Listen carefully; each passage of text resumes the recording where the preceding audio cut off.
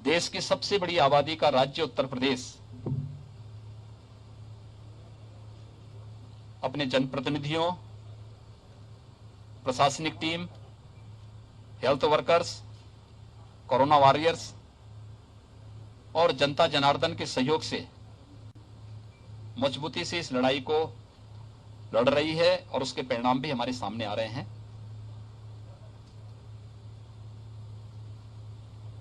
उत्तर प्रदेश के बारे में, सेकेंड वेव के बारे में कहा जाता था कि उत्तर प्रदेश सबसे बड़ा समस्याग्रस्त प्रदेश बन जाएगा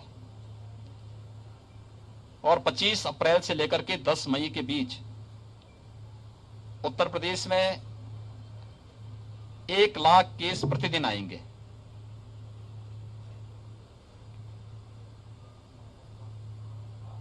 उत्तर प्रदेश ने सफलतापूर्वक इसको फेस किया और ये समस्या नहीं आने दी।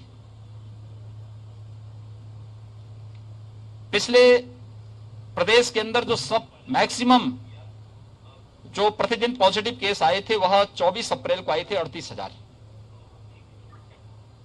और प्रदेश के अंदर हम लोगों ने यहां पर जब पॉजिटिविटी ज्यादा थी और रिकवरी कम थी तब यहां पे सक्रिय केसेस की संख्या थी 3,10,000, यानी जो एक्टिव केस थे 3,10,000 थे। आज प्रदेश के अंदर जो पॉजिटिव केस आए हैं वह 38,000 से घट करके अब ये 4,800 तक आ गए हैं और जो प्रदेश के अंदर एक्टिव केस थे 3,10,000 30 अप्रैल को, आज प्रातः 6 बजे तक उनकी जो संख्या है यह घट करके अब 84,000 पे आ गई है। यानी हम लोगों ने पिछले 22 दिनों के अंदर 2,26,000 से अधिक एक्टिव केस को रिकवर करके उन्हें सकुशल घर भेजा है। प्रदेश की रिकवरी इस समय 93% से अधिक है। प्रदेश के अंदर पॉजिटिविटी अभी 2 के आसपास है। लगातार प्रयास किए जा रहे हैं। टेस्टिंग प्रदेश की सर्वाधिक है। 4,67,00,000 से अधिक टेस्ट वर्तमान में प्रदेश यहां पे कर चुका है, लेकिन फर्स्ट वेव और सेकेंड वेव में कुछ अंतर था।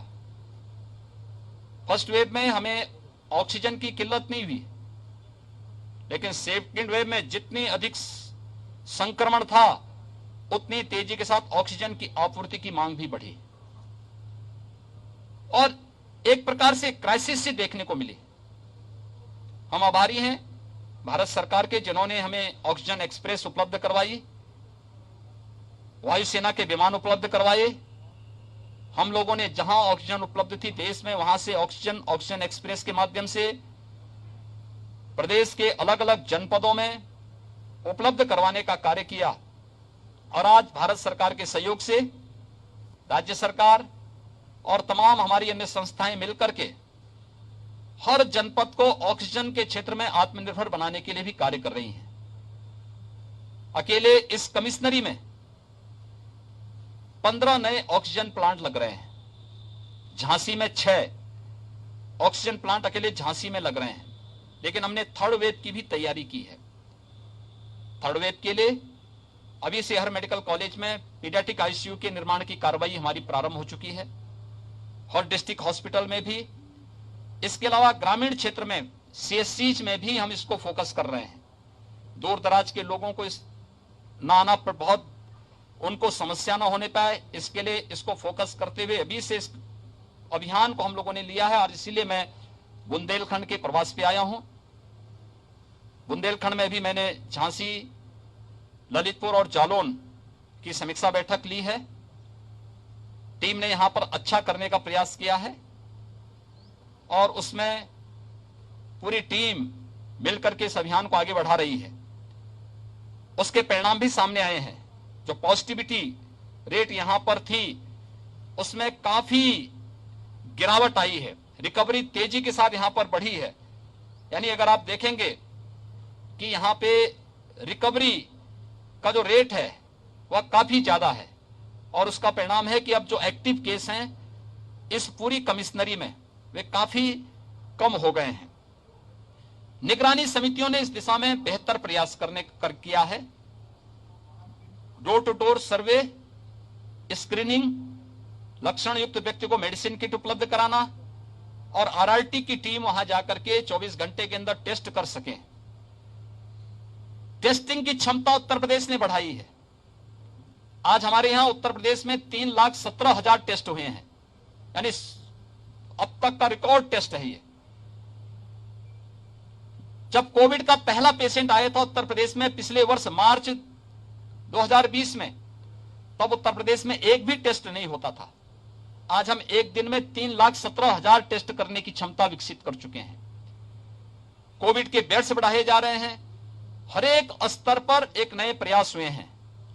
हमारा प्रयास है, एक एक व्यक्ति का जीवन अमूल्य है, उसको बचाना है और साथ साथ हर व्यक्ति की जीविका को भी बचाना है। हमने इसके लिए कोविड कर्फ्यू लगाया है। कोरोना कर्फ्यू सामान्य जनजीवन प्रभावित हुए बगैर हमारी कोविड संक्रमण की चेन को तोड़ने की जो नीति है उसको हम सफलतापूर्वक आगे बढ़ा रहे हैं।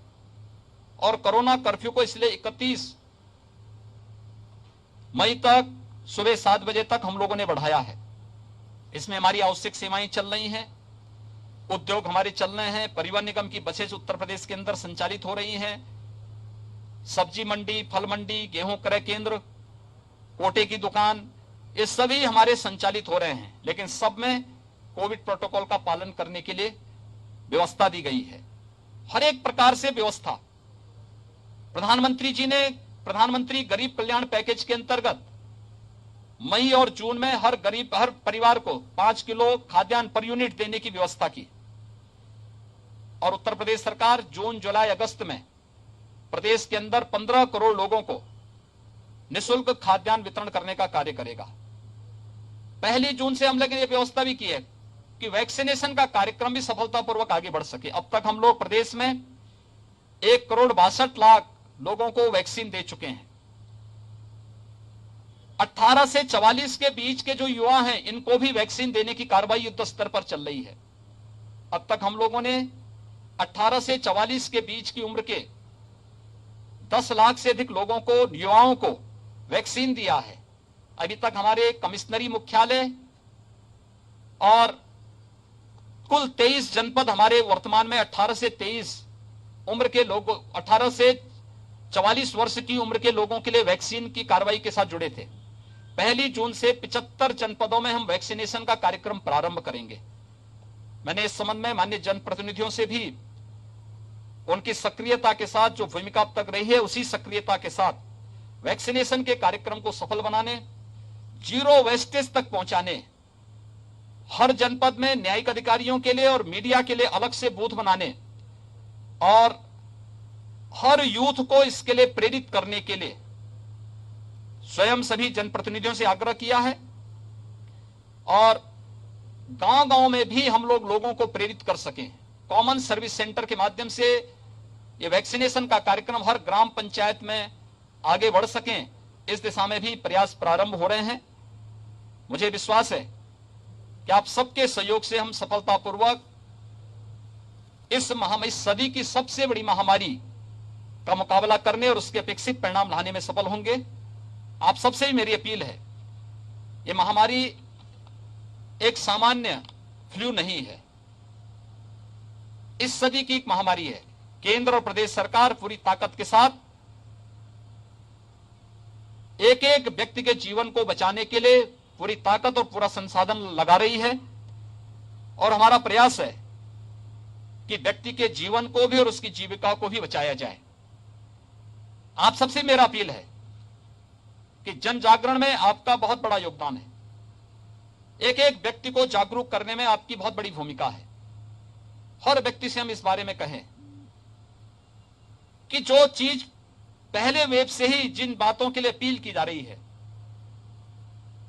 कि हाई रिस्क कैटेगरी के लोग घर के बाहर न निकलें, 60 साल से ऊपर के लोग, 10 वर्ष से छोटी उम्र के बच्चे, गर्भवती महिलाएं, कमजोर इम्यूनिटी के लोग, एक या एक से अधिक बीमारियों से ग्रसित कोई भी व्यक्ति है, उन्हें अतिरिक्त सावधानी बरतनी पड़ेगी। घर के अंदर रहें, मास्क धारण करें।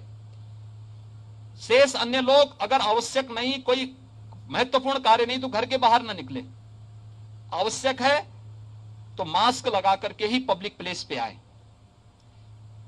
अगर हम ये सभी लोग इन चीजों के बारे में लोगों को जागरूक कर सकें, कोरोना प्रोटोकॉल का पालन करने के लिए लोगों को प्रेरित कर सकें, वैक्सीन के साथ सबको जोड़ सकें और वैक्सीनेशन के कार्यक्रम को भी सफलतापूर्वक आगे बढ़ा सकें, तो इस महामारी से सफलतापूर्वक हर गांव, हर कस्बा, हर जनपद, हर राज्य और पूरा देश सफलतापूर्वक निकल करके इस सदी की सबसे बड़ी महामारी को परास्त करने में सफल होगा।